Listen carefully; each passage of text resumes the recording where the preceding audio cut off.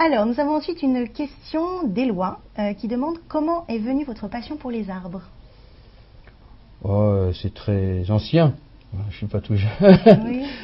Non, mais c'est très. D'abord, c'est très familial.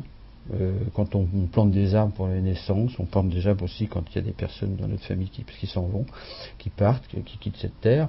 Et puis, c'est vrai que dans le cadre de la fondation, on a fait une opération il y a quelques années qui s'appelait une école à l'arboretum, et elle avait pour objet de, non pas simplement de planter des arbres, c'est d'utiliser l'arbre à l'intérieur des écoles comme un outil pédagogique. On parle aujourd'hui de biodiversité, mais il n'y a pas que ça. L'arbre, il y a plein de, on peut faire de la littérature à travers l'arbre. On peut faire de la géométrie, et on peut faire plein de choses.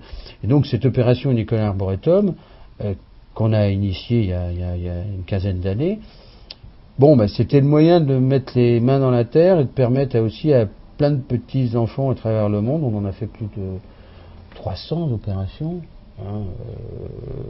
dans divers pays, que ce soit en France, aux États-Unis, en Allemagne, au Maroc, etc.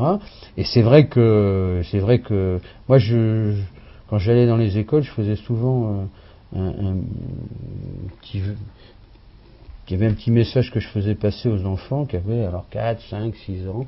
C'est dès qu'on avait planté un arbre, on se mettait tous autour de l'arbre, et puis on prenait le tronc de l'arbre, et puis je demandais aux enfants de fermer leurs yeux et puis de faire un vœu. Donc ils étaient hyper concentrés sur ce qu'ils faisaient, et ça, je trouve ça magnifique. Donc voilà, moi je suis un planteur d'arbres depuis quelques années. Et puis on a tous fait l'expérience à l'école de planter une graine, à faire germer un haricot. Puis c'est essentiel, encore une fois, de se rattacher à la terre.